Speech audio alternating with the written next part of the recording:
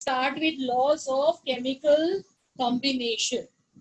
तो ये जो लॉज अभी मैं करवाने वाली हूँ ना, इनका थोड़ा मैं आपको बैकग्राउंड बताती हूँ और थोड़ा इनके बारे में कुछ बताऊँ. तो ये जो लॉज मैं अभी सिखाऊंगी ना, they are given in 18th century and 19th century. पहले ये समझो. So these are the laws that scientists have given when chemistry was getting developed. अभी जो मैंने आपको मोल कंसेप्ट या एटॉमिक स्ट्रक्चर में जो आपने सीखा, वो उसके आगे की केमिस्ट्री आपने सीख ली है.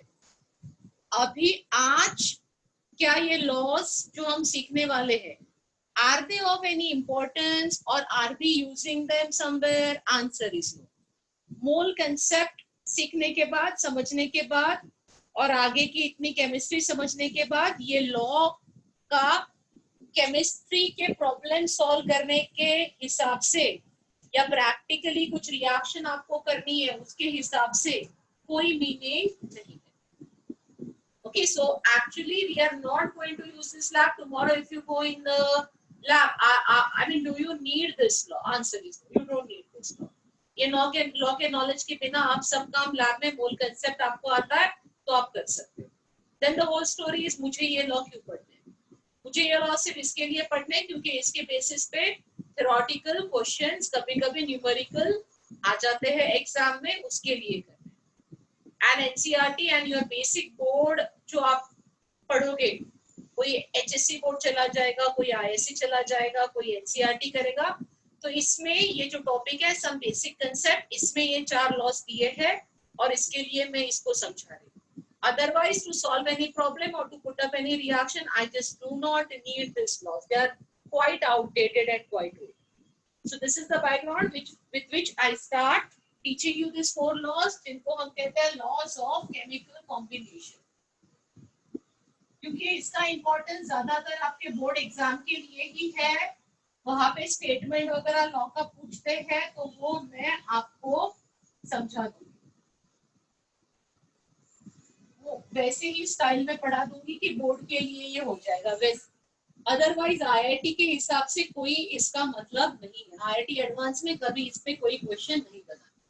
ठीक है. तो लॉज ऑफ केमिकल कॉम्बिनेशन में 4 laws I am going to teach you. The first law is law of conservation of mass.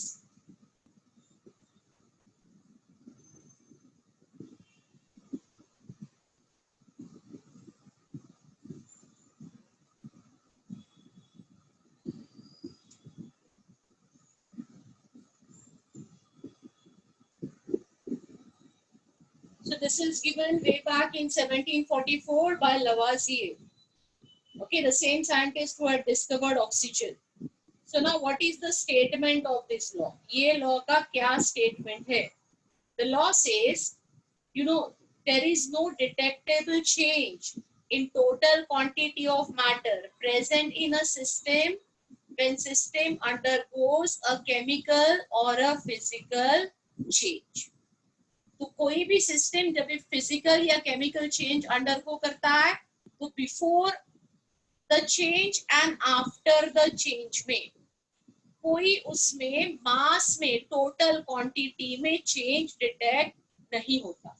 So I am writing the statement for this law.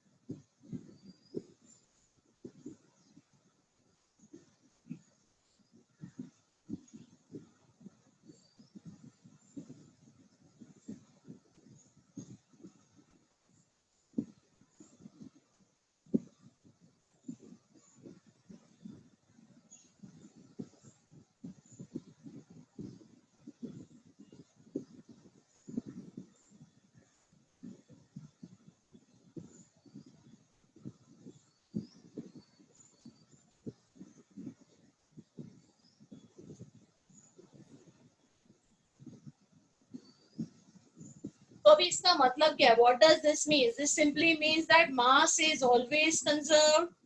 किसी भी chemical change या physical change के बाद mass is conserved. Mass cannot be created nor be destroyed. या matter cannot be created nor be destroyed. तो किसी भी chemical reaction के लिए मैं लिख सकती हूँ total mass of the reactant is equal to total mass of the product.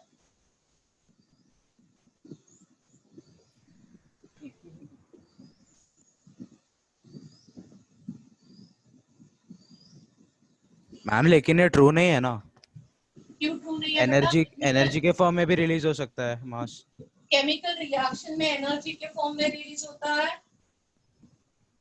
I'm talking about chemical reaction right now. अच्छा वो न्यूक्लियर में होता है ना, अच्छा अच्छा सॉरी। हाँ, तो एक्सेप्शन न्यूक्लियर होगा। अभी हम किसकी स्पेसिफिकली बात कर रहे हैं? केमिकल या फिजिकल चेंज। तो केमिकल और फिजिकल चेंज के लिए तो ट्रू ही मानना पड़ेगा ना मुझे ये। हाँ मैम उसके लिए ट्रू होगा। हाँ, जब भी आप mass energy E is equal to m into c square की बात करते हो, राइट? तो whenever an object is losing energy, okay, the mass gets converted to energy. This is true, but this is mainly for what kind of reaction? Mass defect कौन से reaction में होता है? Nuclear reaction. तो put it on, ये जो हमारा law है ये नॉट वैलिड होगा for nuclear reaction. For all the other cases it is good to use. ठीक है, तो नॉर्मल केमिकल रिएक्शन में हमने एक्चुअली मोल कंसेप्ट में आप देखो असाइनमेंट में और एक्सरसाइज में प्रॉब्लम्स किए हैं कि मैंने टोटल मास निकाला, रिएक्टेंट प्रोडक्ट का गैप से कुछ फाइंड आउट किया। ये हम करते रहते हैं क्योंकि हम ये मानते हैं कि केमिकल रिएक्शन में मास इज कंजर्व। क्लियर? तो एक मैं सिंपल सा प्रॉब्लम दे रही हूँ इसके बेसिस पे and then I teach the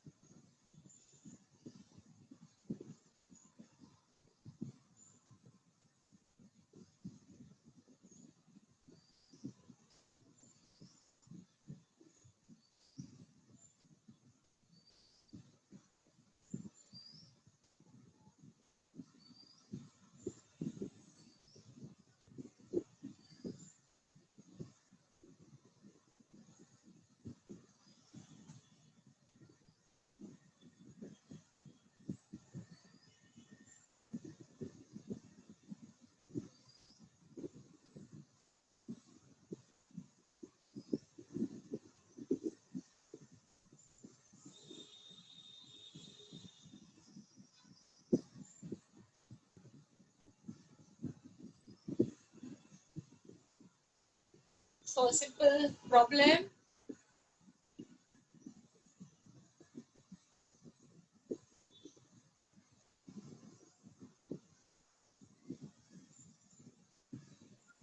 .2 grams. Yes, 0.2 grams. 0.2 grams. हाँ मैम। कोई डाउट कुछ होगा ही नहीं, इतना सिंपल है ये लॉ और इतना सिंपल इसका प्रॉब्लम मैंने दिया। Next law is law of constant या डेफिनेट प्रोपोर्शन।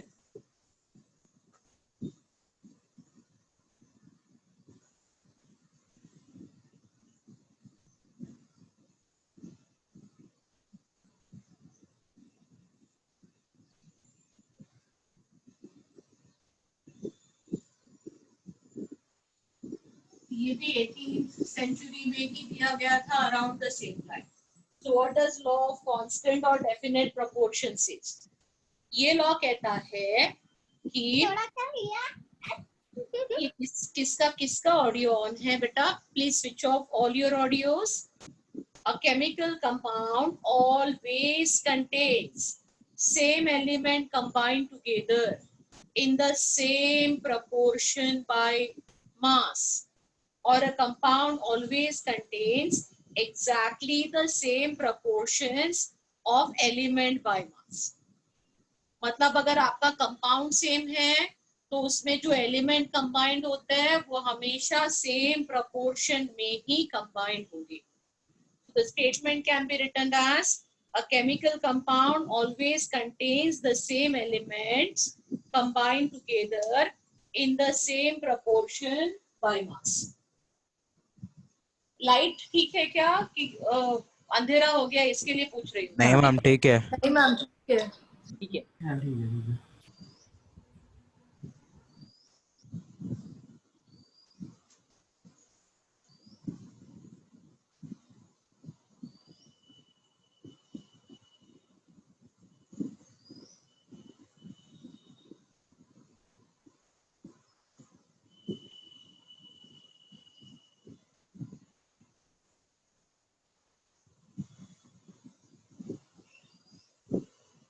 मैम आप लॉ लिखने ब्लैक मार्कर यूज कर सकती हैं क्या? दिखाई नहीं दे रहा है. अच्छा ब्लू नहीं दिखाई दे रहा है, कर सकती हूँ ब्लैक. हम जब आप बोर्ड के पास जा रहे हैं तब आपका शैडो आ रहा है तो नहीं दिख रहा. तो लाइट या ब्राइट या डार्क हो अब जाता है. मैं नया वो नया बीच बीच में लाइट आ रहा है इसीलिए. हाँ और फिर वो ब्राइट होके दिखता है.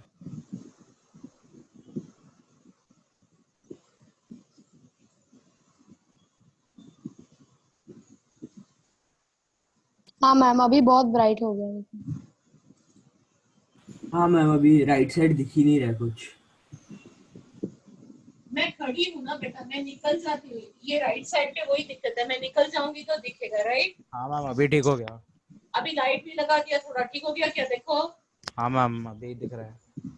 अभी इस लॉ का मतलब क्या है? इस लॉ का मतलब ये है कि कोई भी कंपाउंड इररिस्पेक्टिव ऑफ कैसे हमने उसको ऑब्टेन किया, कैसे हमने उसको प्रिपेयर किया, it doesn't matter what is the method of preparation, because to prepare a particular compound there can be more than one method of preparation.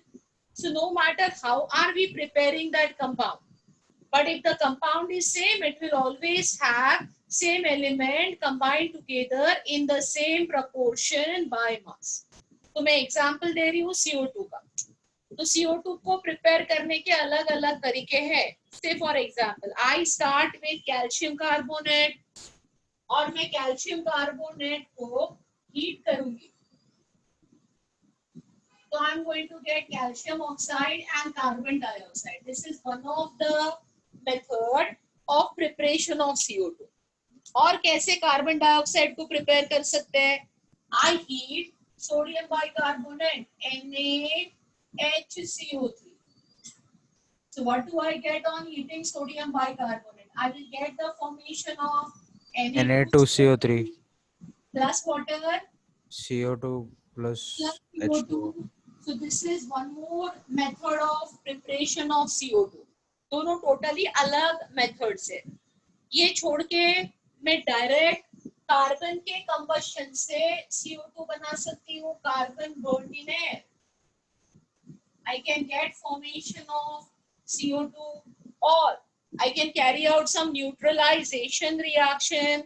Say for example, calcium carbonate is reacting with HCl, and I am going to get here calcium fluoride, water and CO2. तो carbon dioxide के preparation के मैंने 3-4 methods लिखे. किसी भी method से हम CO2 prepare करें, क्या कांस्टेंट रहेगा इसमें? The ratio in which C and O is combining. C and O का जो मास रेशियो होगा वो हमेशा क्या रहेगा? सेम रहेगा. किसी भी मेथड से हम CO2 बनाएंगे तो CO2 में हमेशा कार्बन इज टू ऑक्सीजन का मास रेशियो 12:32 रहेगा. This is not going to change.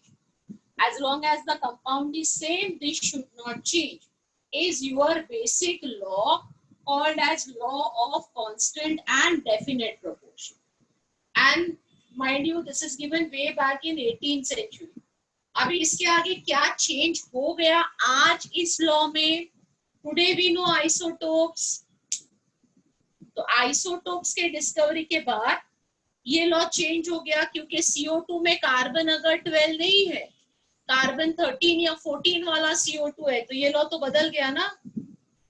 तो after the discovery of isotope, okay, this law is no more valid then. And और क्या आगे चल के हमने आइसोमर्स भी डिस्कवर किए. तो आइसोमर के बारे में पता है, तो दो केसेस में ये लॉ इनवैलिड होगा. एक तो स्ट्रक्चर तो है ही नहीं ना इसमें. क्या बोल रहे हो? स्ट्रक्चर से तो रिलेटेड ही नहीं है ना ये. हाँ, स्ट्रक्चर से कैसे रिलेटेड है मैं समझाती हूँ. आइसोटोप वाला किस्सा समझा. तो ये एक CO2 मैंने ये लिया, और अगर मेरा CO2 दूसरा ये वाला है, C14 वाला है, तो मास रेशियो तो बदल गया ना, इसका 14:32 आ जाएगा. तो द लॉ सेज कि a chemical compound, as long compound तो CO2 ही है, तो कंपाउंड CO2 है, बट अगर C12 है तो रेशियो अलग है, और C14 है तो रेशियो अलग है. राइट. तो आइसोटोप्स के लिए लॉ ऑफ कांस्टेंट प्रोपोर्शन फिर वैलिड नहीं होता. अभी मैं आइसोमर समझाती हूँ. तो elements in the same ratio of their masses can combine to give us different compounds. तो मैं एक मॉलिक्यूलर फॉर्मूला ले रही हूँ आइसोमर समझाने के लिए. तो ये मैंने आइसोटोप समझा दिया. आइसोमर क्या होता है अगर आपको पता है? आइसोमर क्या होता है? आइसोमर होता है मॉलिक्यूलर फॉर्मूला सेम होता है आइसोमर में, राइट, बेसिकली, और स्ट्रक्चर अलग अलग होते हैं. सो से आई am taking a particular molecular formula जिसमें 2 कार्बन है, 6 हाइड्रोजन है और 1 ऑक्सीजन. तो अकॉर्डिंग टू दिस लॉ इसमें एक फिक्स प्रोपोर्शन है कार्बन के मास का 24:6:16. तो carbon is to hydrogen is to oxygen का ये प्रोपोर्शन है 24:6:16. या हम इसको लिख सकते हैं 12:3:8. This is nothing but 12:3:8. तो according to this law, okay, अगर carbon is to hydrogen is to oxygen 12:3:8 proportion में कंबाइन होंगे, तो I should get 1 compound only, right? But I am having 2 compounds at least which are having this only ratio. एक है ethyl alcohol और दूसरा है dimethyl ether. ये 2 अलग कंपाउंड्स है, बट फिर भी ये 2 अलग कंपाउंड्स में ये एलिमेंट्स का रेशियो क्या आ रहा है? सेम आ रहा है. समझ में आया? तो आइसोटोप और आइसोमर के केस में फिर लॉ ऑफ कांस्टेंट या डेफिनेट प्रोपोर्शन थोड़ा सा इनवैलिड हो जाता है. समझ में आया दोनों कंसेप्ट? किसी को कोई डाउट है इसमें? अब आइसोमर एक्सप्लेन कीजिए ना फिर से. वो CH3OCH3 वाला. हाँ बेटा, ये दोनों जो मैंने कंपाउंड बोर्ड पे लिखे हैं ना, दोनों का मॉलिक्यूलर फॉर्मूला सेम दिख रहा है तेरे को? हाँ. दोनों C2H6O है. हाँ. दोनों में carbon is to hydrogen is to oxygen का जो रेशियो है वो 12:3:8 है. हाँ. तो ये लॉ कहता है कि अगर एलिमेंट का रेशियो सेम है तो एक ही कंपाउंड बनना चाहिए. पॉसिबल नहीं है ना आइसोमर्स के केस में, एक से ज्यादा कंपाउंड बनेंगे. हाँ. Right, that is what I said. The law is invalid then in case of isomers and in case of isotopes. Yes. Okay, तो अभी इस लॉ पे एक छोटा सा प्रॉब्लम देती हूँ, वो सॉल्व करने की कोशिश करेंगे. And we go ahead. Ma'am, law of conservation of mass अभी तक कहीं पे भी इनवैलिड नहीं है ना? नहीं बेटा, कंजर्वेशन ऑफ न्यूक्लियर रिएक्शन छोड़ के कहीं पे भी इनवैलिड नहीं, क्योंकि ये तो बेसिक है ना. आज तक हम यही मानते हैं ना कि we cannot create any mass, we can't destroy. हम मास को क्रिएट या डिस्ट्रॉय नहीं कर सकते, तो उसका कहीं पे भी कोई इनवैलिडिटी है नहीं, ठीक है। तो अभी मैं इसका प्रॉब्लम देती हूँ, इसका एक प्रॉब्लम देती हूँ जिसको आप सॉल्व करने की कोशिश करें, and then 2 similar more laws to गो।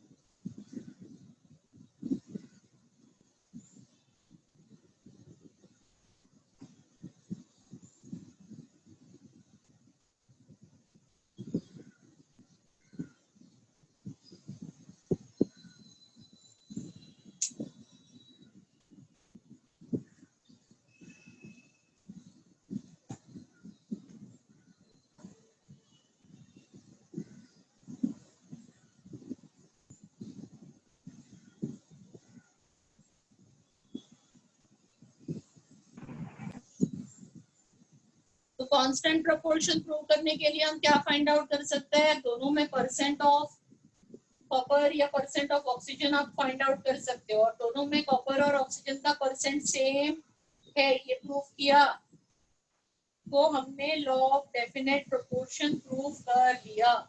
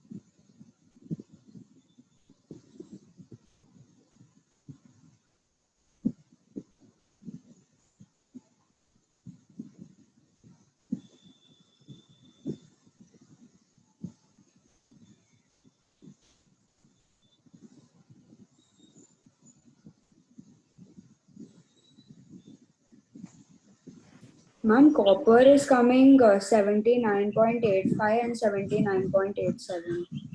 हाँ, तो ऑलमोस्ट प्रैक्टिकली सेम है, यही बोल सकते हैं ना। Yes, ma'am.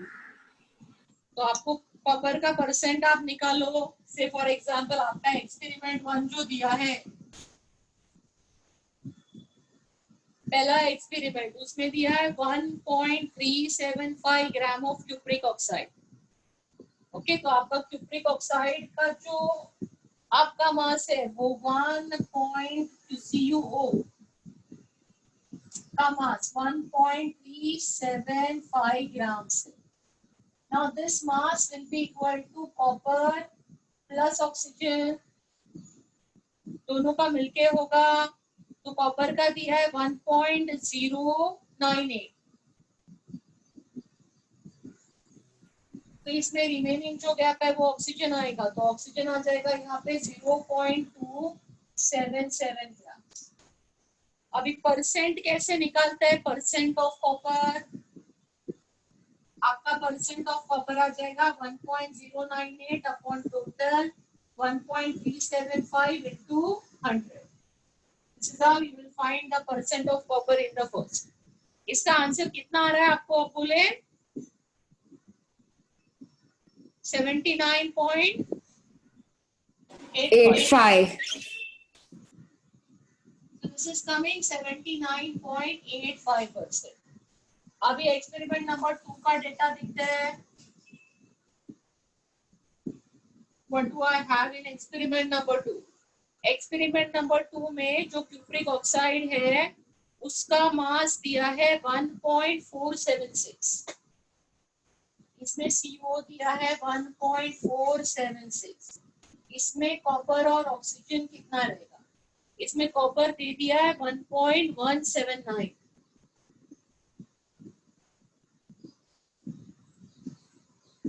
और फिर ऑक्सीजन जो गैप वाला है वो आएगा 297.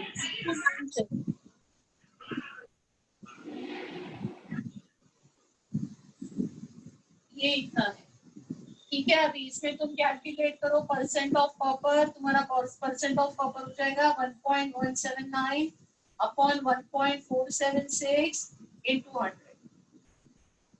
And this is what will give you percent of copper here, which is all 79.87. right, 79.87. और फिर अगर परसेंट ऑफ कॉपर सेम आ रहा है तो परसेंट ऑफ ऑक्सीजन भी क्या होगा, सेम ही होगा,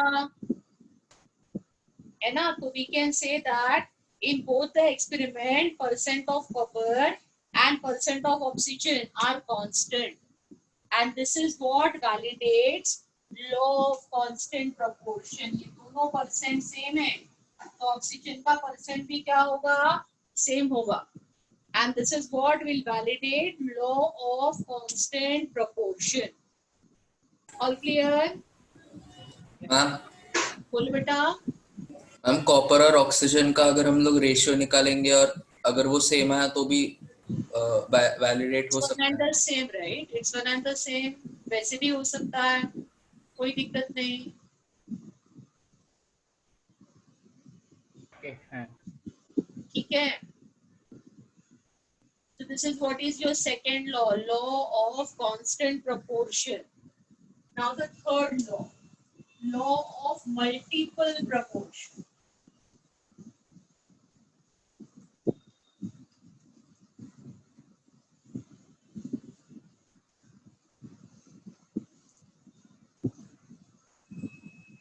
Can I clear this side of the board?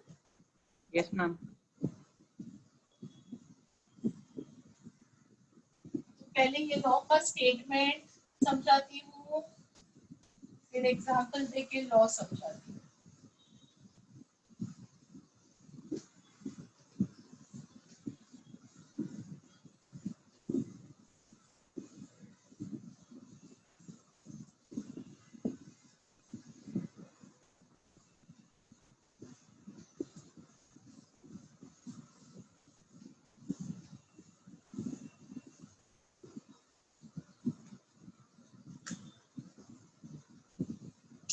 Third law.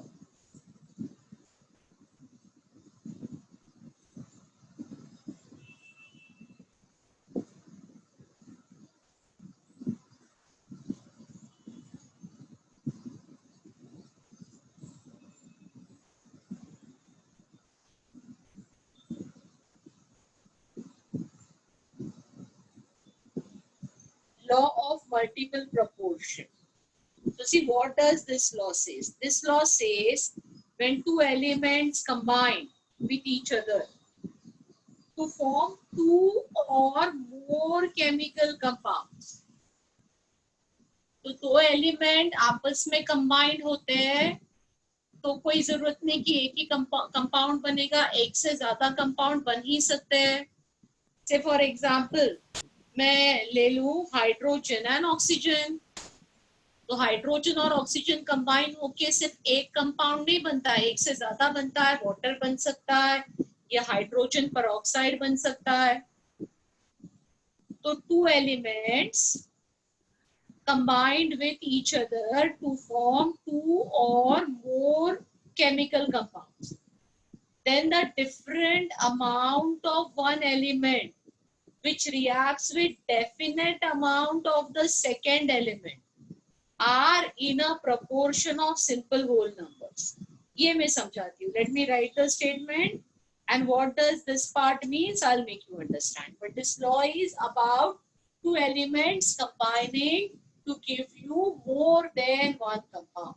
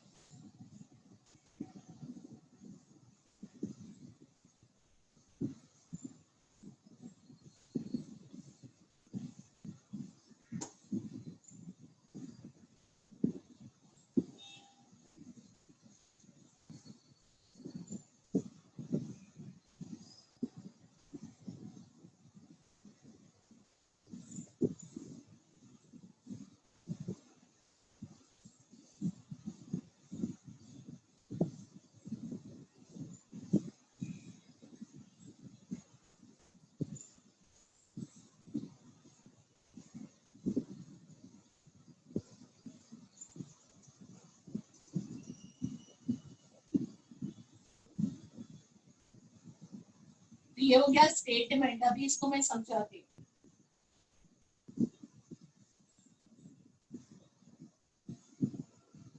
By giving you couple of examples. तो इसमें मैं दो एलिमेंट वही लेती हूँ। पहले जो आपको कहा हाइड्रोजन एंड ऑक्सीजन। तो देखो अगर मैं हाइड्रोजन और ऑक्सीजन का एक कंपाउंड लेती हूँ वाटर और दूसरा कंपाउंड ले रही हूँ H2, तो वाटर में हमको क्या दिख रहा है? 2 gram hydrogen is combining with 16 gram oxygen, है ना।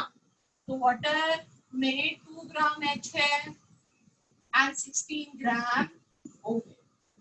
यहाँ पे 2 ग्राम H है एंड 32 ग्राम O है। तो see what the later part of the statement says. The one element with which it the different amount of one element. तो different amount किसकी है? यहाँ पे ऑक्सीजन की है। Oxygen The different amount of one element which reacts with definite मतलब fixed amount of other element.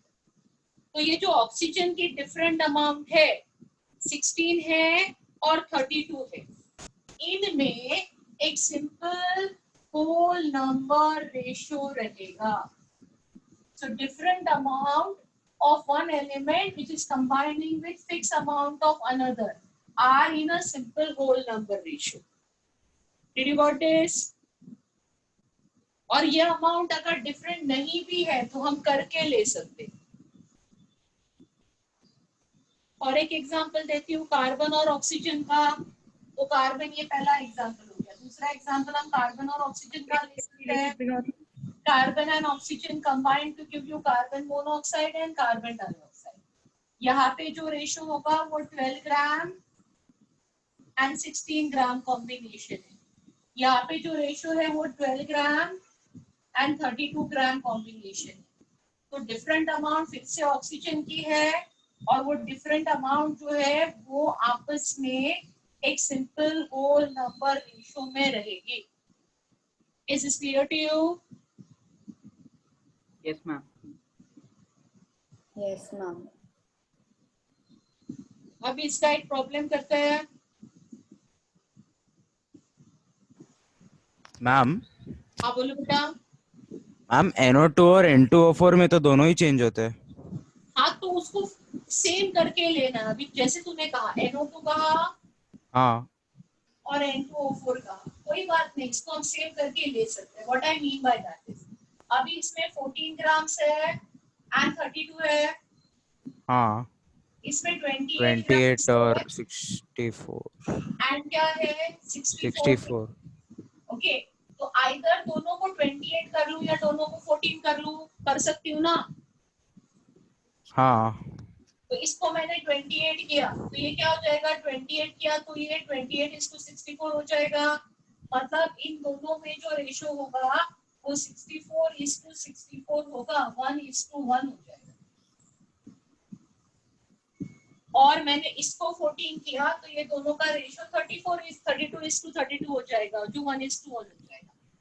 तो आपको एक का वेरिएबल रखना है और दूसरे का रेशियो फिक्स करके लेना है अगर वो नहीं है तो। इज दैट क्लियर टू अच्छा you? Ma'am. Okay ma'am.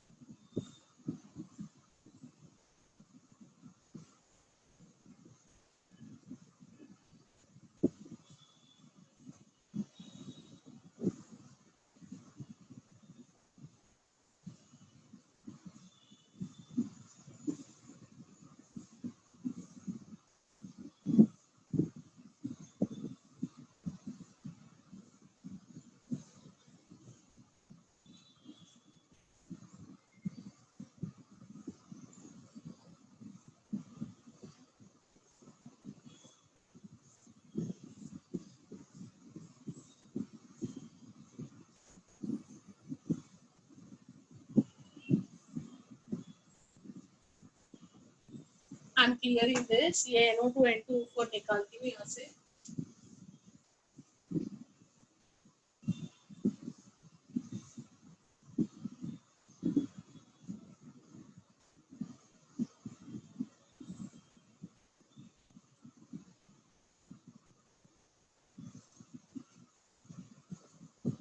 Ma'am बोलो बेटा. मैम क्यू वाले इक्वेशन का वो 33 ग्राम है कि 3.3 ग्राम है? बेटा 33.9 लॉ ऑफ कंजर्वेशन ऑफ मास लगा. प्रोडक्ट का मास क्या आएगा बेटा? Okay ma'am. 3.3 आ सकता है क्या? नहीं. Total mass on left and right will be same, right? Yes ma'am.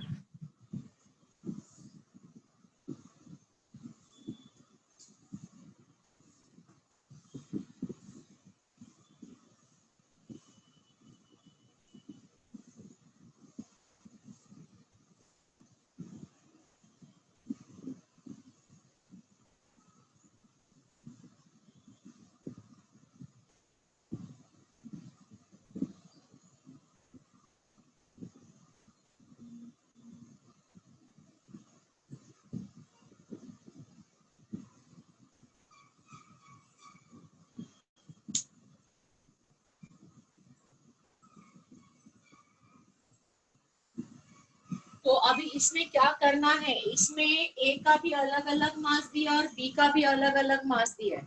तो आपको किसी एक का मास फिक्स करना है. सो यू कैन कैलकुलेट कि इसमें 0.6 ग्राम ऑफ ए है एंड 0.8 ग्राम ऑफ बी.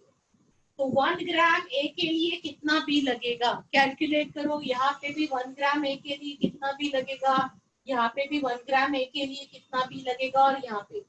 और वो सारे 1 ग्राम ए के लिए जो बी लग रहा है, वो जो अमाउंट होगी, that will be in simple whole number ratio.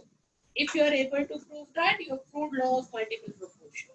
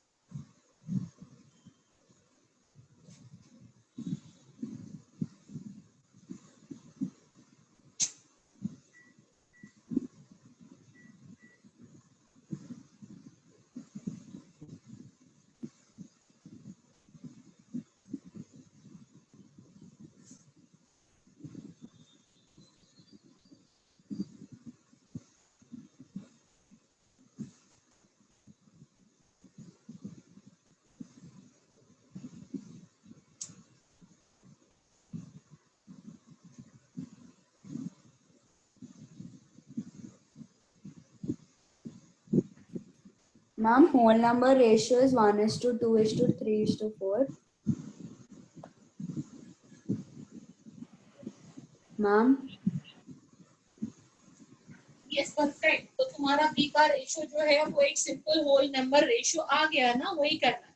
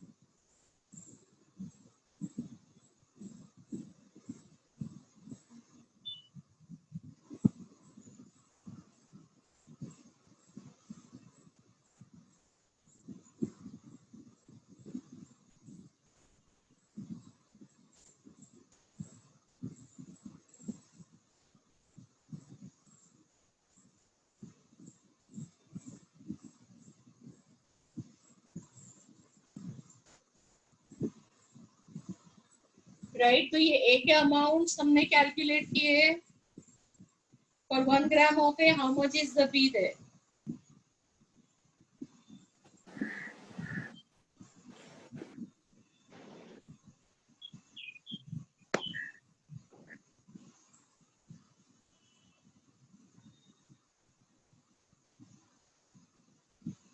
और ये जो बी के अमाउंट्स है इनका रेशो देखो, what is the ratio coming? So for different amounts of B, for 1 gram of A का रेशो आएगा यहाँ पे 1.33 is to 2.66 is to 4 is to 5.2. So this is almost 1 is to 2 is to 3 is to 4. All clear? So we can say that Yes, it ma'am. proves law of multiple proportion. Prove हो गया। समझ में आ रहा है सबको? Ma'am आपने divide क्यों किया 0.8 और 0.6 को, समझा नहीं मैं। अरे बच्चा कर क्या रहे हैं? मैंने सबसे पहले वही बोला कि यहाँ पे ए की भी अमाउंट अलग है और बी की भी अमाउंट अलग है। करना क्या है? मुझे किसी एक की अमाउंट फिक्स करनी है। सो आई डिसाइडेड कि मैं ए 1 ग्राम कर लूं। ओह, ए 1 ग्राम मैंने कर लिया तो उसके लिए बी कितना होगा मैं ये कैलकुलेट कर रही हूँ। तो कैलकुलेशन कैसा होगा? 0.6 ग्राम ऑफ ए है तो 0.8 ग्राम ऑफ बी होगा। 1 ग्राम ए के लिए बी कितना होगा? 0.8 upon 0.6 and same thing I did everywhere. अच्छा समझा। अभी समझ में आया? हाँ हाँ समझा। कॉपी कर लो बेटा, then I teach you the next law.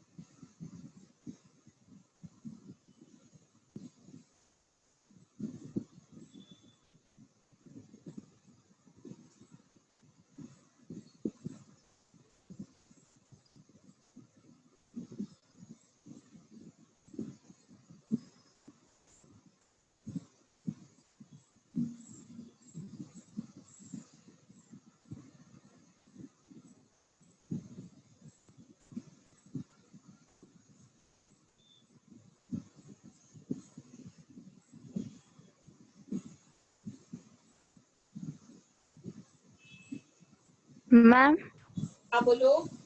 Ma'am वो लास्ट में आपने कैसे लिखा 1:2:3:4? वो रेशो निकालना हो नंबर्स का। तू निकाल रेशो क्या आता है मुझे बता।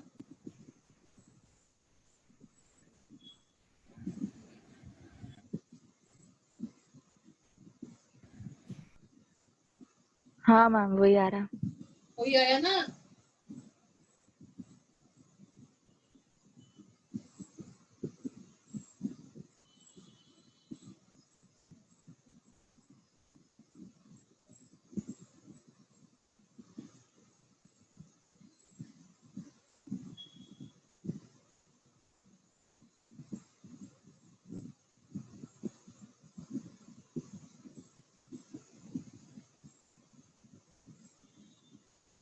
So I'm now explaining you the fourth and the last law, that is law of reciprocal proportions या law of equivalent proportion.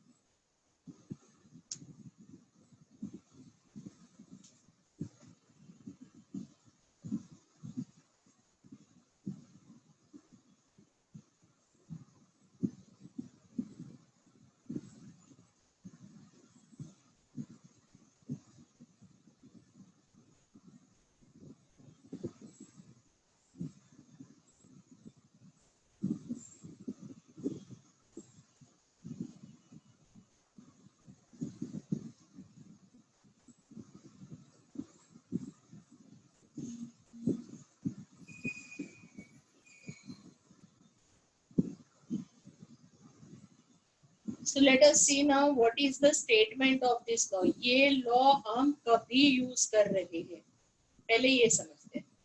तो ये जो law है ना, okay, the ratio of, this is for ratio of masses of two substance A and B, which separately reacts with a fixed mass of third.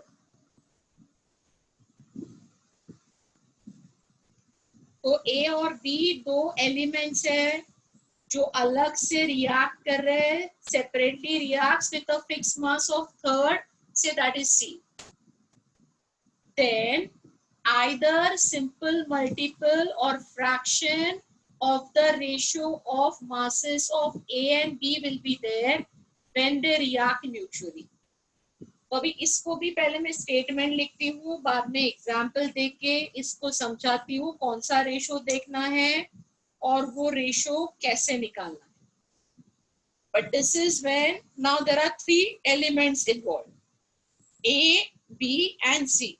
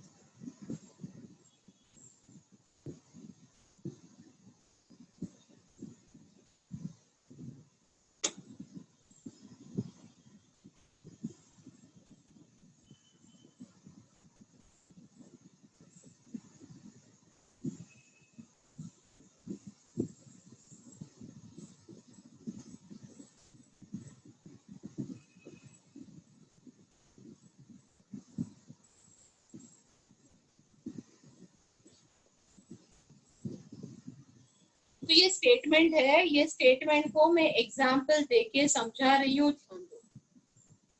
पहले example समझते हैं, फिर से स्टेटमेंट समझते हैं. So I am taking two elements A and B के जगह पे टू एक्चुअल एलिमेंट्स. एक मैंने सल्फर ले लिया, दूसरा oxygen. Okay, so two elements A and B which separately reacts with a fixed mass of third element, ये मैं लेती हूँ हाइड्रोजन. तो सल्फर सेपरेटली रिएक्ट कर रहा है हाइड्रोजन के साथ, एक कंपाउंड ले लेती हूँ इन दोनों का, CH2. और ऑक्सीजन भी सेपरेटली रिएक्ट कर रहा है हाइड्रोजन के साथ, एक कंपाउंड ले लेती हूँ इन दोनों का, H2. तो इस स्टेटमेंट से कनेक्ट करना है, तो सब इधर से देखो, एलिमेंट A एंड B के जगह पे मैंने लिया SNO, which is separately reacting with a fixed mass. इसका मास फिक्स्ड है, 2 grams है. 2 grams of hydrogen, okay, is reacting with how many grams of sulfur? 32 grams of sulfur. And for this 2 grams of hydrogen, is reacting with 16 grams of oxygen. अभी ratio क्या लेना है? Ratio किसका लेना है? Ratio तभी लेना है when they react with each other. तो अभी react with each other मतलब इन दोनों का आपस में रिएक्शन का एक कंपाउंड लेना है. SO2 ले लिया सपोज मैंने. When I am taking SO2, इसमें तो 32 gram of sulphur is combining with 32 gram of oxygen है.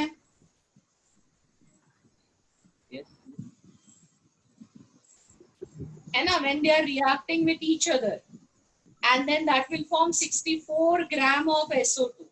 तो इसमें इन दोनों का रेशो क्या है? 32:32 है.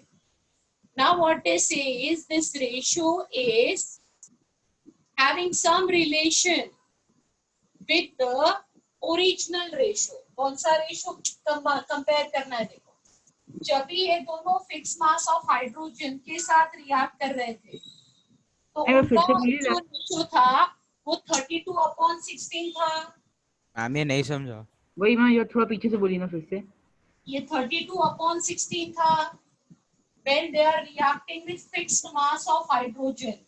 तो S is to O का रेशो 32/16 था. ये तो सबको समझा होगा ना? Yes ma'am. तो किस रेशो के साथ कंपेयर करना है? when they are reacting with each other.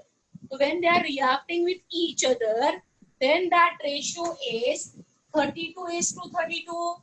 Ma'am मेरे को 32/16 समझ में नहीं आया, बोलिए ना. बेटा सल्फर का जो मास है जो 2 ग्राम हाइड्रोजन के साथ रिएक्ट कर रहा है वो 32 है. हाँ. और ऑक्सीजन का जो मास है वो 2 ग्राम हाइड्रोजन के साथ रिएक्ट कर रहा है वो 16 है. हाँ. तो the different mass of sulphur and oxygen which is combining with fixed mass of hydrogen का रेशो 32:16 है. हाँ. when they are combining with each other का रेशो 32:32 है. हाँ. तो ये जो दो चीजें हैं इनमें आपस में एक रेशो है. अच्छा. और वो रेशो क्या है? 2:1. तो ये जो रेशो है ये क्या कहते हैं? वो सिंपल मल्टीपल हो सकता है. तो अभी सिंपल मल्टीपल आया इज आइदर सिंपल मल्टीपल और fraction of the ratio of masses of A and B when they mutually react. तो समझ में आया कौन सा रेशो लेना है? हाँ आप समझ गया. तो सेपरेटली रिएक्ट करते हैं और एक साथ रिएक्ट करते हैं. ये दोनों में आपस में आइदर एक सिंपल मल्टीपल वाला रेशो होगा या फ्रैक्शन वाला रेशो होगा. फ्रैक्शन वाला रेशियो मतलब ये होल नंबर नहीं आएगा, फ्रैक्शन आएगा. और क्या? डेसिमल वाला में. हाँ डेसिमल वाला आएगा.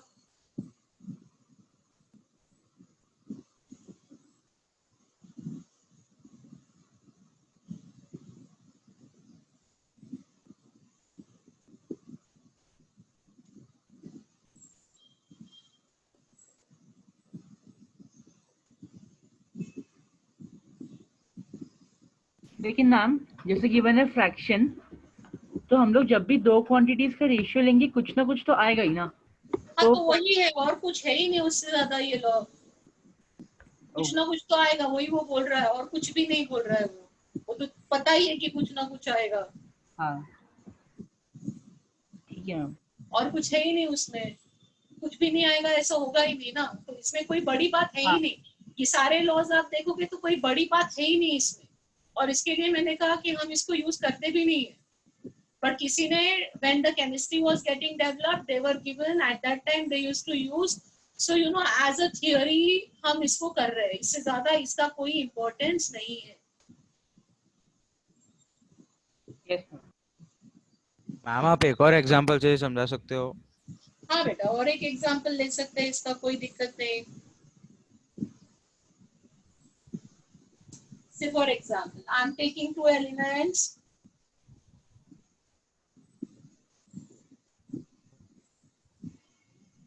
HNO.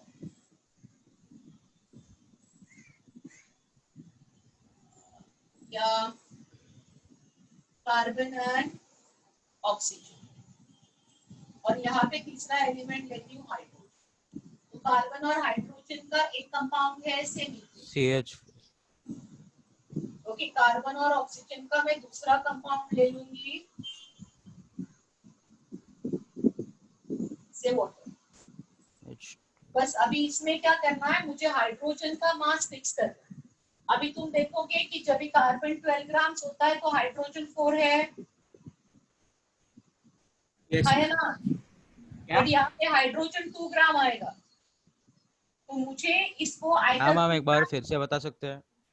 बेटा मीथेन में मास का कॉम्बिनेशन क्या है, 12 ग्राम इज टू 4, 12:4। हाँ 12:4। और वाटर में 16:2 है, तो मुझे हाइड्रोजन का मास फिक्स रखना है।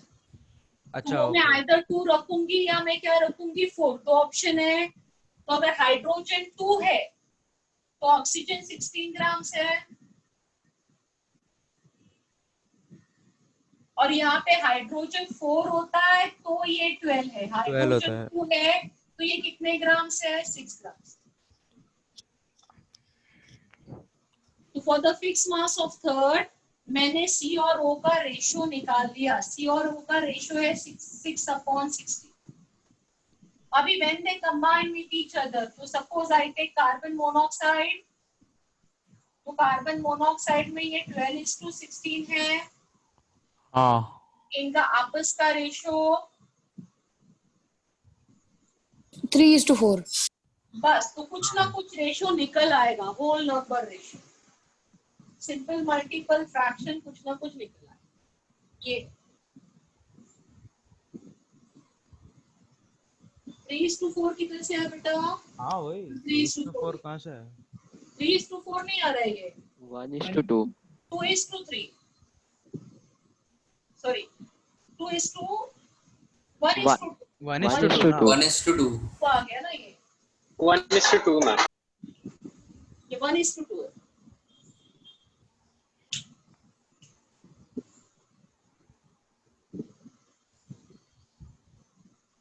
बट ये करते वक्त ये तीसरे का मास फिक्स करना है, इज व्हाट द लॉसेस।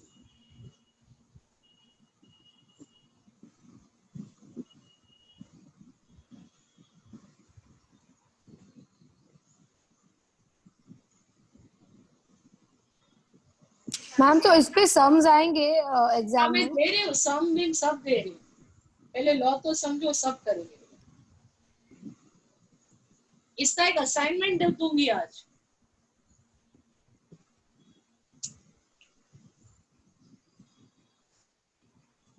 इसका लॉस का एक असाइनमेंट आएगा, assignment 11 is exclusive assignment only on loss of chemical combination. तो यू अंडरस्टैंड ऐसे टाइप के एमसीक्यू पैटर्न में इसके प्रॉब्लम बनते हैं, ये भी समझ में आता।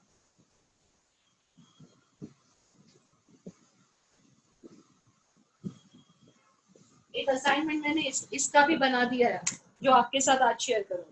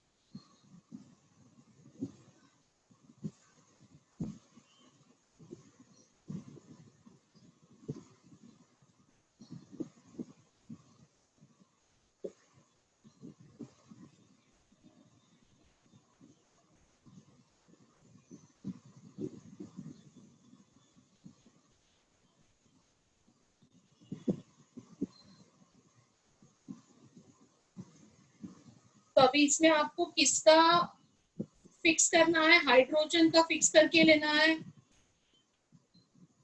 राइट? तो हिंट इज, मैम इसमें हम कोई भी फिक्स कर सकते हैं ना?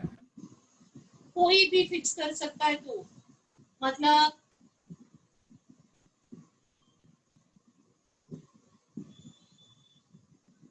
कोई भी कैसे फिक्स कर सकता है? इसमें मैम तेरे लेकिन को तीनों में हाइड्रोजन नहीं है। तीनों में हाइड्रोजन नहीं है, वही तो मैं बोल रही हूँ ना। एक्चुअली तीनों में कोई भी मतलब नाइट्रोजन भी नहीं है, हाइड्रोजन भी नहीं, ऑक्सीजन भी नहीं है। हाँ तो उसको बस HNO ऐसे करके वही होगा ना। ये सारे एग्जांपल्स देखो, तीनों में क्या सब एलिमेंट प्रेजेंट है? हाँ HN और O करके करना पड़ेगा। तीनों में नहीं है ना सब प्रेजेंट, तो 2 ही प्रेजेंट है। 2 ही प्रेजेंट होंगे। That is what the law is about. Ma'am इसका कॉम्बिनेशन पर एक से 2 ही एलिमेंट होंगे एक पे। तो अगर मैं हाइड्रोजन का मास फिक्स कर सकती किया, तो nitrogen is reacting with fix mass of hydrogen, oxygen is reacting with fix mass of hydrogen, and nitrogen and oxygen is reacting to form N2O3 also, right? Yes. तो अगर इस pattern में मुझे ये आपको लिख के दिखाना है तो ये कुछ ऐसा है। तो मतलब तीनों कभी भी रिएक्ट नहीं करेंगे मिस एक साथ? ये कौन बोल रहा है? ये सब नहीं चाहिए ना। लॉ क्या बोल रहा है वो देखो ना। इनकी केमिस्ट्री में डिस्कस कर रहे हैं, not discussing chemistry and what kind of compounds they can form. I am just talking with respect to this particular law that is given. ये क्या दिया है? वाटर दिया है, और ये क्या दिया है? N2O3 दिया है।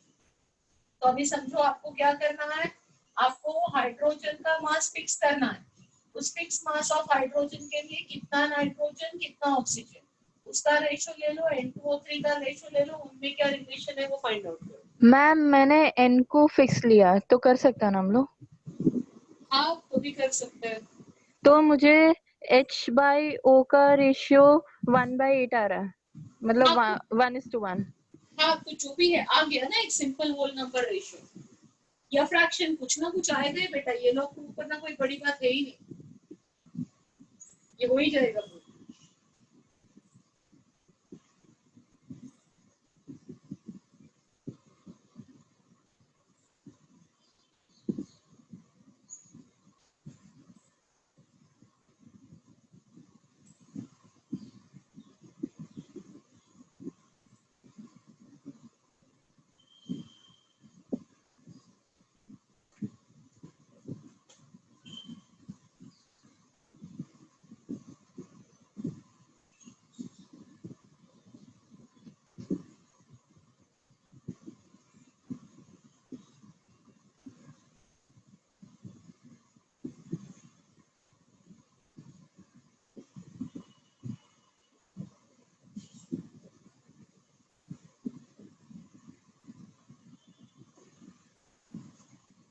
हम 1:1 है क्या?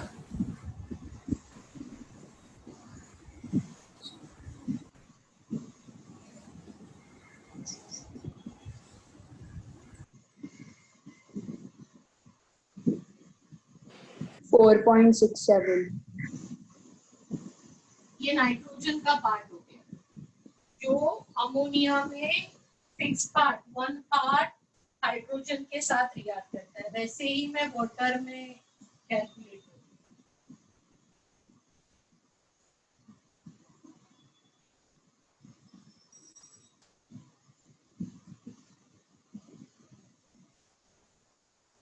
मैम 4:3 आया मेरा।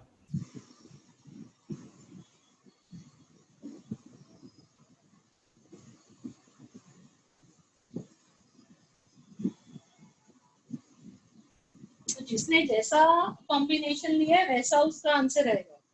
मैंने हाइड्रोजन को फिक्स किया है तो सबका आंसर सेम नहीं आएगा। मैंने NO और N और O में NO2 किया है तो वो चलता है ना? नहीं बेटा, NO2 कैसे? जो दिया है वही लेना पड़ेगा। तू तेरे मन से कैसे करेगा? मैं देखा ही नहीं, मैं भूल गया तेरे क्या को हुआ ये है। डेटा लेना पड़ेगा। ये कंपाउंड्स नहीं बदल सकता तू। मैं भूल ही गया कि दिया हुआ है। हाँ, तो कोई मतलब ही नहीं फिर। अगर दिया हुआ नहीं होता तो NO2 भी यूज कर सकते ना? अरे बट प्रॉब्लम सॉल्व कर रहा है तो जो डेटा दिया है वही यूज करना है ना, तो मन से लेके कैसे कर सकता है? हाँ तो अब ये रेशियो ऑफ NaNO क्या आ गया? The ratio of, so what I got amount of nitrogen that is reacting with fixed part of hydrogen, amount of oxygen that is reacting with fixed part of hydrogen. इनका ratio लेना है। तो ये ratio almost मेरा क्या है, N/O ratio मैं निकालूंगी यहाँ पे, N/O रेशियो इसमें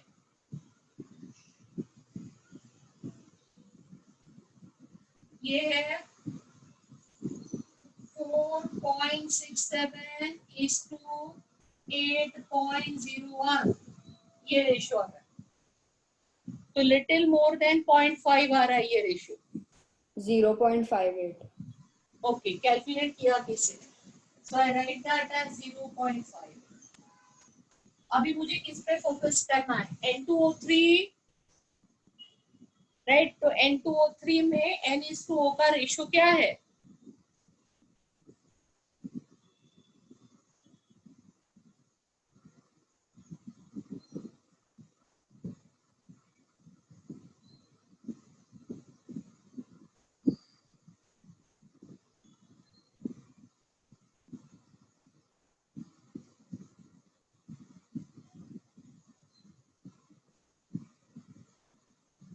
इसका आंसर देखो क्या आता है।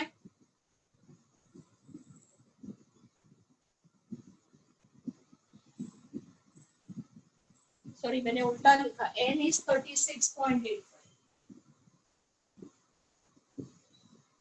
36.85 अपॉन 63.15 का आंसर क्या आता है देखो? 0.58। तो सेम आ गया ना, 1:1 आया मेरा। मेरे कैलकुलेशन से जो रेशियो आ रहा है वो 1:1 आ रहा है।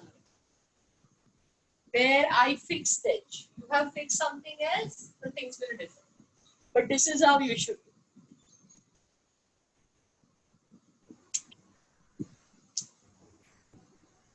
तो ये हो गया आपके 4 laws of chemical combination over और मोल कंसेप्ट सिखा के हो गया। तो अभी मैं क्या कर सकती हूँ, लास्ट लेक्चर के डाउट ले सकती हूँ। मैम हाँ बोलो बेटा। कि हम लोग N और O माने H को छोड़ के कैसे कुछ फिक्स करते हैं? क्या हम लोग H को छोड़ के कुछ और का मास कैसे फिक्स कर सकते हैं? तुम नाइट्रोजन को तुम फिक्स करो, हाँ ठीक है? हाँ फिर H और N के बीच में नाइट्रोजन का मास फिक्स करके अमोनिया के लिए कितना हाइड्रोजन है वो निकालो।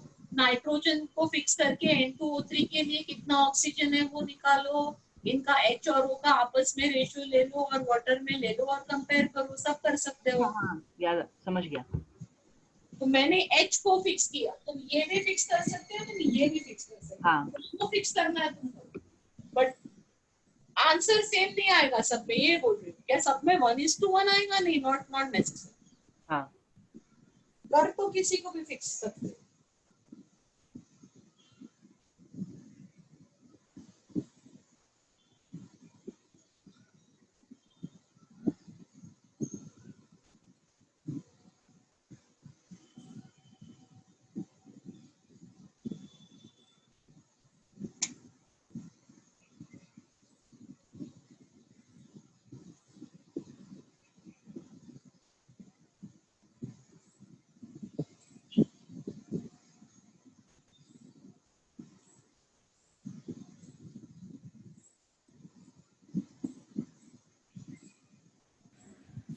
मैम इसका फाइनल आंसर 1:1 है ना? हाँ, ये मेरा वाला जो मैंने किया वो 1:1। So I will say that the two ratios are almost same, and then the law of reciprocal proportion is correct.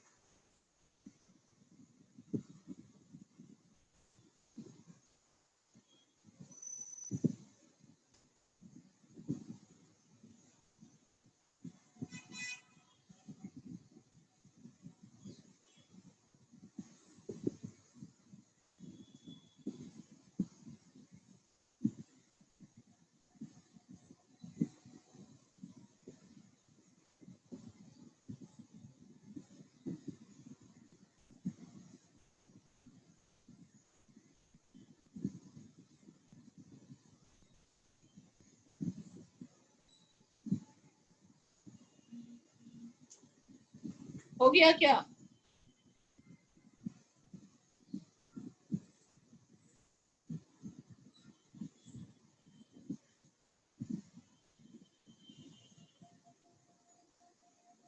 Yes, ma'am. You think Ma'am. so बोलो बेटा। हाँ मैम, अब अभी असाइनमेंट 9 और 10 के डाउट्स लोगे?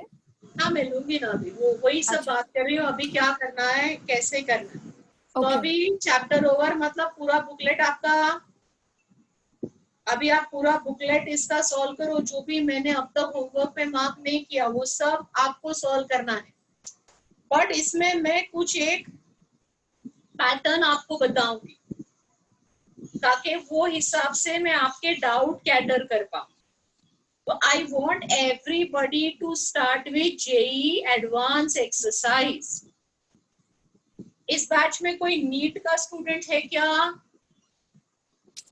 Yes, ma'am.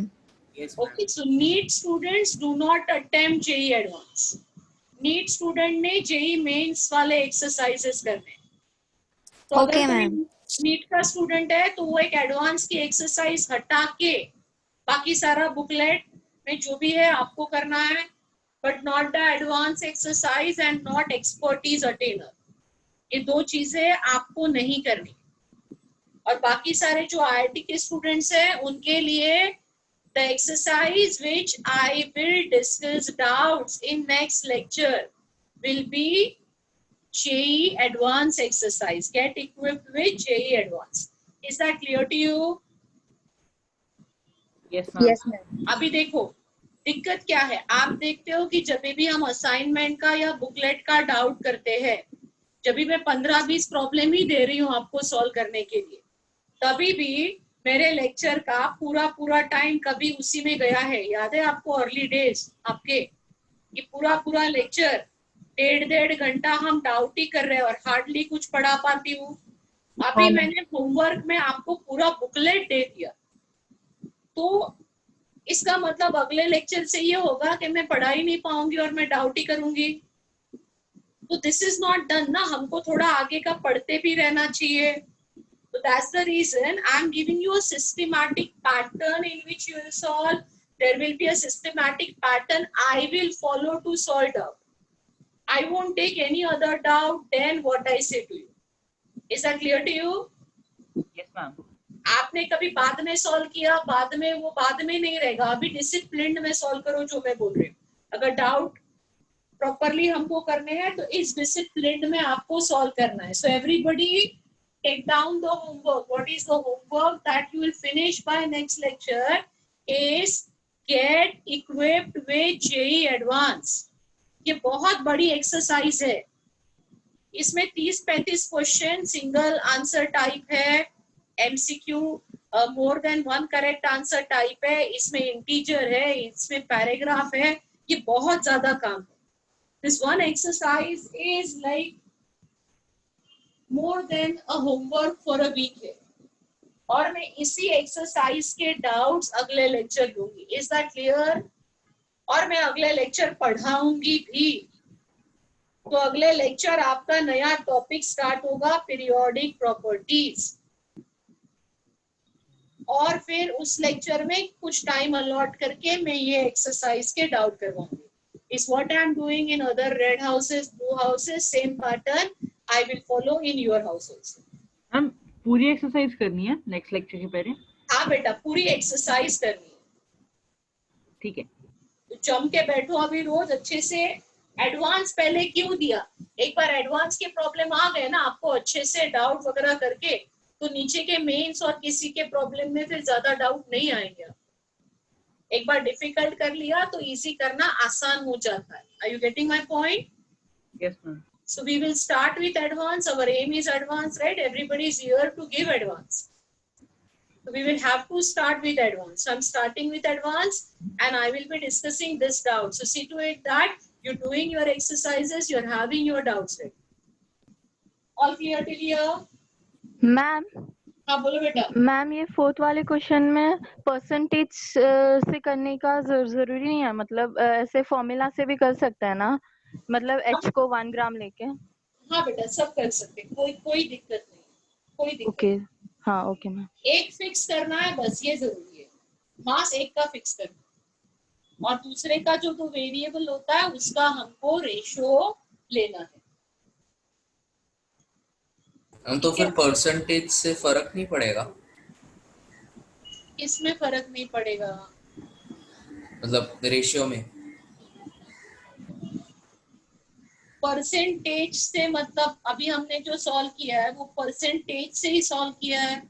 मैम फॉर्मूला से भी 0.5 ही आ रहा है लास्ट में, मतलब मैंने जब H को 1 ग्राम लिया तो। व्हाट इज फॉर्मूला से सॉल्व करना, कैन यू एक्सप्लेन मी? नहीं मतलब जैसे आपने एग्जांपल में दिया था ना H2 और H2S से। सो बेटा और एक बेसिक समझ ले कि फॉर्मूला से जब भी तू जा रही है तो तू नाइट्रोजन का मास 14 पकड़ रही है, यस मैम। टोटल अमोनिया का 17 पकड़ रही है। हाँ तो वही परसेंट आता है 14/17 इज टू अच्छा हाँ वही 2.35। क्या अलग है? हाँ वही है बेटा। ये तुझे लग रहा है तू परसेंट यूज नहीं कर रही है बट तू वही कर रही है तो तुझे समझ में नहीं आ रहा है और कुछ नहीं। So it's one and the same. What you have done is similar. ठीक है? So can we take doubts? अभी जो टाइम है उसमें टाइम पास नहीं करते, डाउट ले लेते हैं। असाइनमेंट 9 ओपन करो। 14। हाँ बेटा 1 मिनट में। Yes ma'am.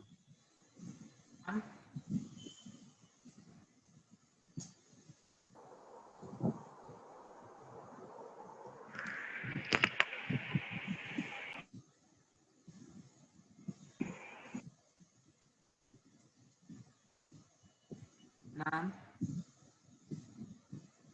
Okay.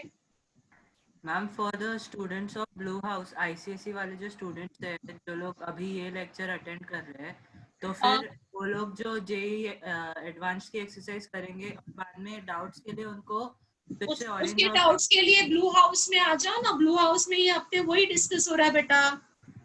मैम तो नेक्स्ट लेक्चर में भी वही होगा ना? ब्लू हाउस में तू था परसों के लेक्चर सैटरडे के, बोल मुझे पहले आंसर दे। हाँ मैम। तो तभी मैंने डिस्कस किया कि नहीं?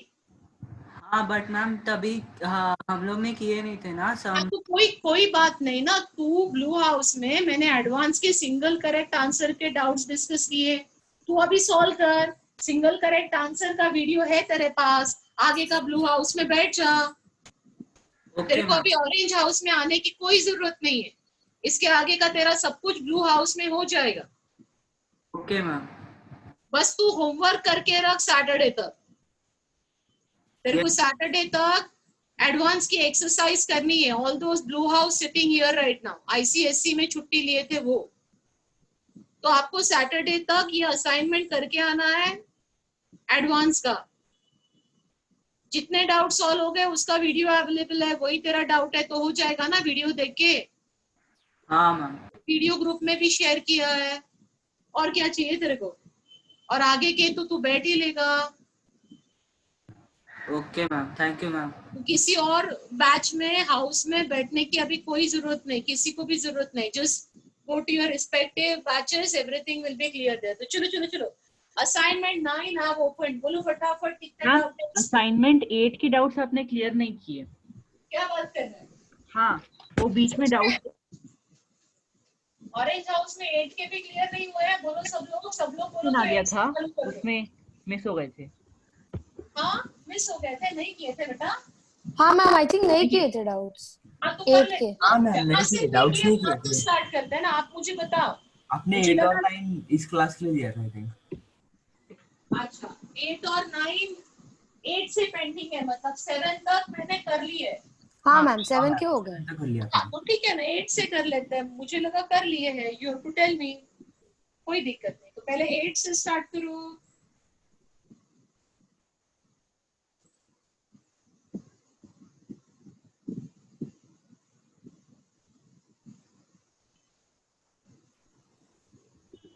Eleven 12 15 and 5 solving doubt of ma'am 5 में और 12 में। 8। बोलो कौन से प्रॉब्लम डाउट में है आपको? 5 5 और 11, 12, 15. 11, 12, 15. बस मैम 1, 2. 1, 2 भी डाउट में है। हाँ 2 है बस खाली मुझे। और बोलो। मुझे 1 ही मैम बस। हो गया। चलो तो लेट अस अंडरस्टैंड एंड इतना ही है ना बेटा? हाँ मैम। किसी को और कुछ डाउट नहीं है ना इसमें? तो ये आपका एक्सरसाइज असाइनमेंट हम कौन सी कर रहे हैं? सॉल्व आपकी 8। Let me remove, give me a second.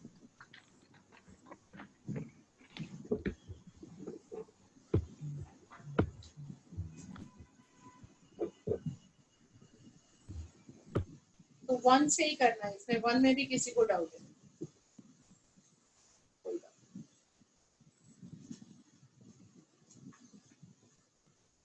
चलो check this now. What does problem number 1 says? Problem number 1 says 1 liter mixture of carbon monoxide and carbon dioxide is passed through charcoal. ठीक है? उसके आगे problem कहता है a new volume becomes 1.4. तो अभी ये रिएक्शन होने के बाद जो नया वॉल्यूम बन रहा है वो 1.4 लीटर बन रहा है। Find out the percent composition of mixture by volume. तो ये जो मिक्सचर है उसका percent composition by volume find out करो। तो डाउट तो किसी एक ने पूछा था, बाकी सबको तो आ गया था। So can I take help of you people only? जिसने सॉल्व किया, कैसे किया, कौन बता सकता है मुझे?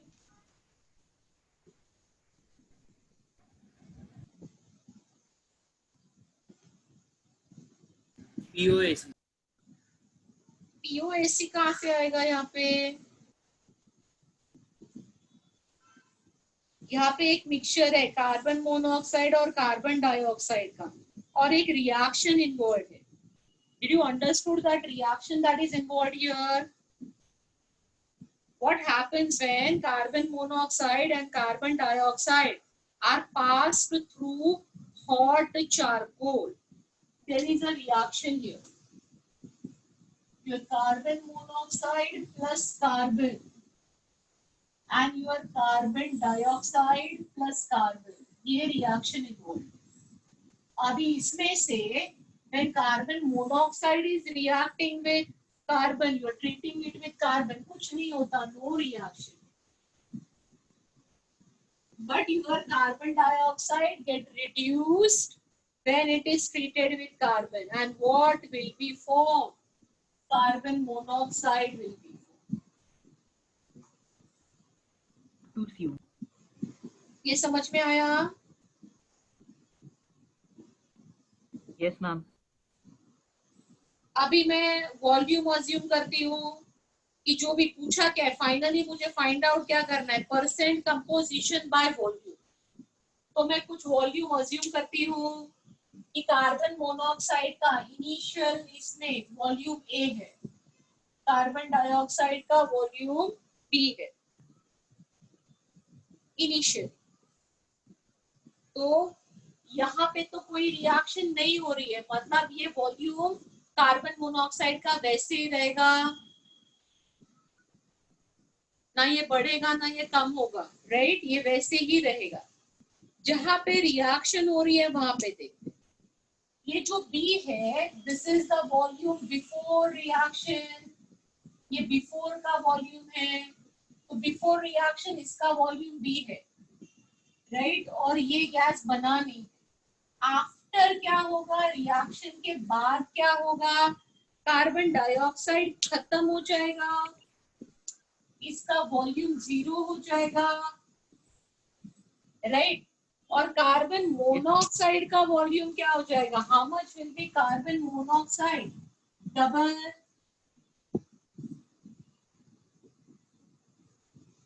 हाँ बस अभी मैं दो इक्वेशन लिख रही हूँ जो मेरे पास है। पहला स्टेटमेंट कहता है 1 liter of a mixture of CO and CO2. तो as per what is given, I write the first equation since A plus B equals plus B is 1 given, और दूसरा इक्वेशन क्या होगा, A plus 2B is 1.4. yes ma'am. तो बस आपका A और B आ जाएगा, तो B हाँ. हो गया 0.4, therefore B is 0.4 liters and A is 0.6 liters.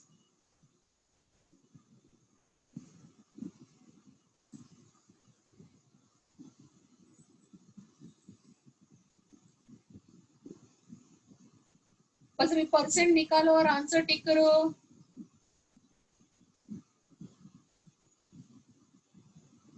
yes ma'am. हो जाएगा. हो जाएगा ना, तो चलो सीधा नेक्स्ट प्रॉब्लम। ये आपका प्रॉब्लम नंबर 1 हो गया। आपका प्रॉब्लम नंबर 2 जो है that says 1 liter of CO2 is passed over hot Coke. बेटा यही है रिएक्शन। किसका डाउट है ये मुझे बताओ। सेकंड वन किसने पूछा था? It is this only reaction. Ma'am दोनों ही मेरे से हो जाएगा। हाँ मैम हो जाएगा। अभी हो जाएगा ना? हाँ मेरे को दोनों नहीं आए थे, हो जाएगा। हाँ, तो अभी एक मैंने बता दिया, रिएक्शन भी सेम है, दूसरा भी हो ही जाना चाहिए। इसके आगे ये प्रॉब्लम नंबर 5 जो है बेटा, प्रॉब्लम नंबर 5 मैंने क्लास में करवाया है। 4 and 5 solved in class work में है ये दोनों।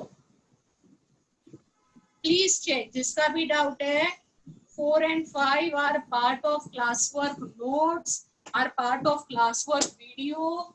Please check. So I go to problem number 11. Your problem number 11 says a 25% water, 25% ethyl alcohol and 50% acetic acid by mass का एक solution है, उसमें मोल फ्रैक्शन निकाल दो। तो कितना सिंपल है ये। अब मुझे लगता है आंसर मैच नहीं कर रहा था। एक मिनट, कैसे नहीं करता आंसर?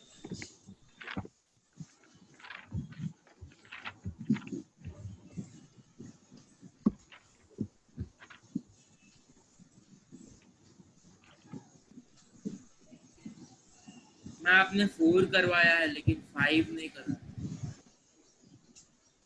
5 नहीं करवाया है, चेक करो बेटा, दोनों प्रॉब्लम करवाया है मैंने। इसमें दिया है वाटर 25%, इथाइल अल्कोहल 25% और तीसरा क्या दिया है, एसिटिक एसिड 50%। तो सबके नंबर ऑफ मोल्स निकाल लो। What will be number of moles of water? It will be 25 upon 80. Your number of moles of ethyl alcohol is going to be 25 and molecular mass of ethyl alcohol is 46. And number of moles of acetic acid is going to be 50 upon 60. ये number of moles आ जाएंगे, mole fraction के formula में डाल दो और solve कर लो। अभी भी कोई दिक्कत है? मेरा 0.496 आ रहा था आंसर। तो मोल फ्रैक्शन ऑफ वाटर पूछा है, तो ये मोल्स के आंसर क्या आ गया? 25/18। क्या आंसर आ रहा है? मेरा आंसर, फाइनल आंसर बोल रहा हूँ मैं। बेटा इंडिविजुअल में गड़बड़ होगी तो फाइनल में भी होगी ना, इसके लिए सब चेक करवा रही हूँ। 25/18 का क्या आंसर आ गया? 1.3। 1.38। हाँ मैंने 1.3 लिया है। 1.25/46 का क्या आंसर आ गया?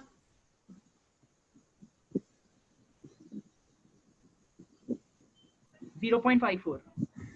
0.54 आ गया। और 50/65/6 का क्या आ गया? 0.83। 0.83। हाँ ये नंबर ऑफ मोल्स आ गए। अभी आपका मोल फ्रैक्शन ऑफ वाटर क्या होगा? Your number of moles of water that is 1.38 upon total number of moles. इसको सॉल्व करो। और क्या है इस प्रॉब्लम में? हाँ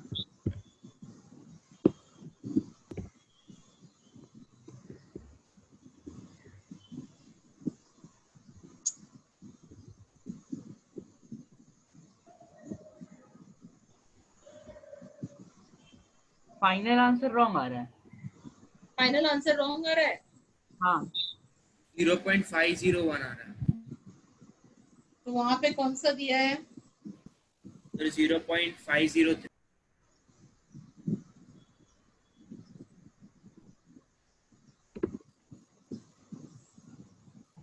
एक मिनट है।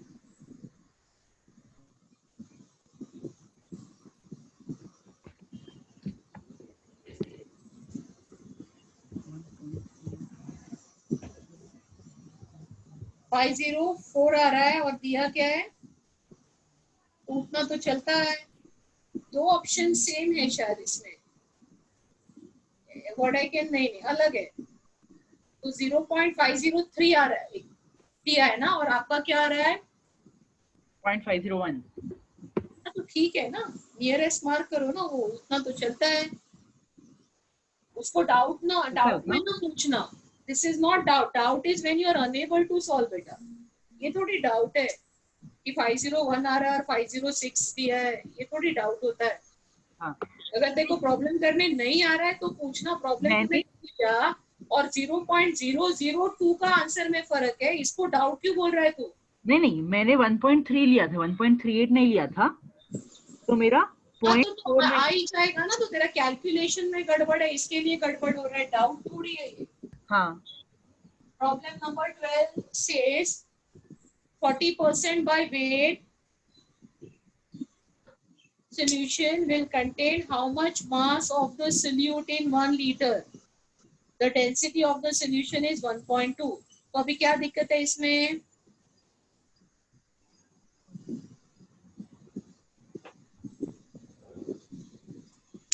इसमें देखो बेटा, आपको वॉल्यूम दिया है, जिसका डाउट है? मेरा वॉल्यूम दिया है 1000 ml, डेंसिटी दी है 1.2, मास ऑफ सॉल्यूशन आएगा बेटा कैलकुलेट करने। हाँ। मास ऑफ सॉल्यूशन क्या होता है? Density into volume. हाँ। मास ऑफ सॉल्यूशन आएगा 1200 ग्राम्स। हाँ। W by W का फॉर्मूला आता है, W by W way mass by mass percent का, जिसका आंसर 40 है। Weight of solute find out करना है। वेट ऑफ सोल्यूशन 1200 है into 100। Problem solve.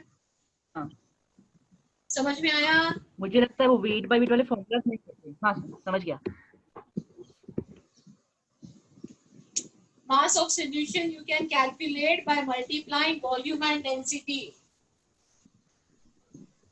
right? Yes ma'am. करके दिखाओ, क्या समझ में आया ना? हाँ समझ गया। हाँ। प्रॉब्लम नंबर 15 says, मैम एक बार आप 12th कर सकते हो क्या? करने को कर सकती हूँ ना, क्या दिक्कत है? हाँ मैम। बेटा 12th प्रॉब्लम में तुम्हारा मास ऑफ सॉल्यूशन आ जाएगा volume into density, 1000 into 1.2, 1200 grams. यहाँ तक क्लियर? हाँ मैम। हाँ मैम। पूछा क्या है प्रॉब्लम में? 40% by weight of solution will contain how much solute by mass? तो आपका परसेंट का आंसर 40 है। ये वेट ऑफ सोल्यूट कैलकुलेट करना है। ये वेट ऑफ सोल्यूशन 1200 है। Can you solve now? हाँ मैम। Yes ma'am.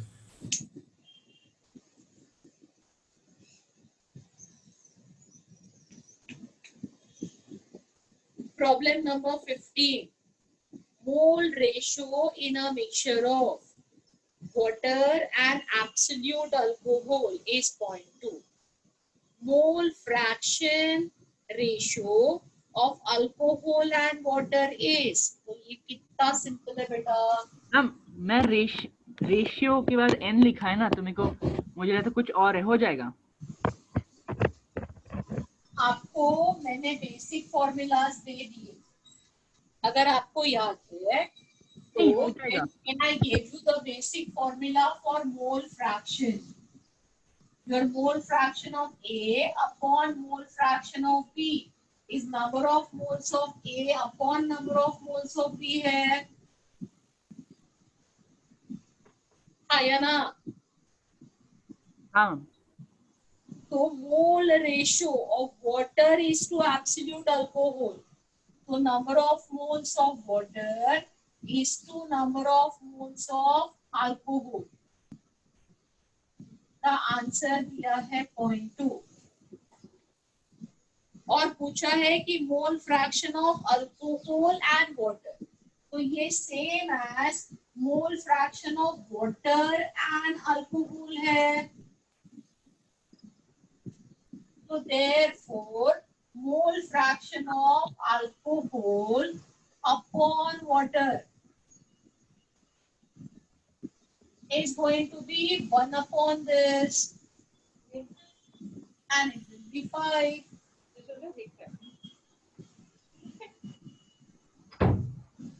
समझ में आया? हाँ मैम। तो अपना असाइनमेंट 8 के डाउट्स अभी हो गए, तो आपके बैच में असाइनमेंट 9, 10 और आज 11 भी आएगी। तो ये सारे डाउट्स में अभी एक के आगे एक शेड्यूल करूंगी, बट अगले लेक्चर एडवांस के डाउट्स में, उसमें भी टाइम मिला तो एक एक असाइनमेंट के भी डाउट्स लेते जाओ, ठीक है? But mainly everybody will solve that, get equipped with advance, that's the homework. मैं अभी ग्रुप में भी डालूंगी, वो आपका होमवर्क है। उसके साथ आज मैं असाइनमेंट 11 भी आपके ग्रुप में डाल रही हूँ। असाइनमेंट 11 में लॉज ऑफ केमिकल कॉम्बिनेशन के प्रॉब्लम्स रहेंगे। मैम बोलो। मोल रेशियो ऑफ व्हाट 0.2? क्या? मोल ratio of what 15th question में? बेटा मोल रेशियो दिया है, वाटर इज टू अल्कोहल 0.2 दिया है ना, क्वेश्चन पढ़ो। मैं मोल फ्रैक्शन और मोल रेशियो में कंफ्यूज हो गया था, उसके लिए मुश्किल है, समझ गया। ये मोल रेशियो दिया है, जो मोल रेशियो है वो मोल फ्रैक्शन का भी रेशियो होता है, बट नहीं, मैं सोच रहा था कि मोल रेशियो मोल फ्रैक्शन की बना, उसके लिए नहीं आ रहा था, समझ गया अभी समझ गया? हाँ। क्यों इतने कंफ्यूज होते हो अननेसेसरीली? तो चलो, I was discussing that, so please follow the homework properly so that we can do the doubts properly, right? So take care. Mole concept over. Next lecture we will start with the new unit, periodic properties, right? Thank you, ma'am. Bye everybody. Take care. Bye ma'am. Ma'am हाँ बोलो बेटा। Ma'am actually मैं JEE advance का exam नहीं देने वाली हूँ, मैं जेई मेंस ही देने वाली हूँ। तो I am from blue house, so next class can I solve the JEE main का पार्ट ऑफ द मॉड्यूल? बेटा what is the reason that you won't be giving advance? क्या है मैम? आई बेटा? Am taking architecture, सो मुझे उसमें JEE mains का ही paper देना है। मेंस का ही देना है ना, ठीक है ना? हाँ। तो नीट का जो मैं नीट के लिए जो भी हाँ, बोलूंगी हाँ, हाँ। तो फॉलो करना है। Okay okay ma'am. Whatever I am telling for NEET, ठीक है? Okay ma'am, okay, thank you ma'am. या बाय बेटा। Bye ma'am, thank you ma'am. Bye.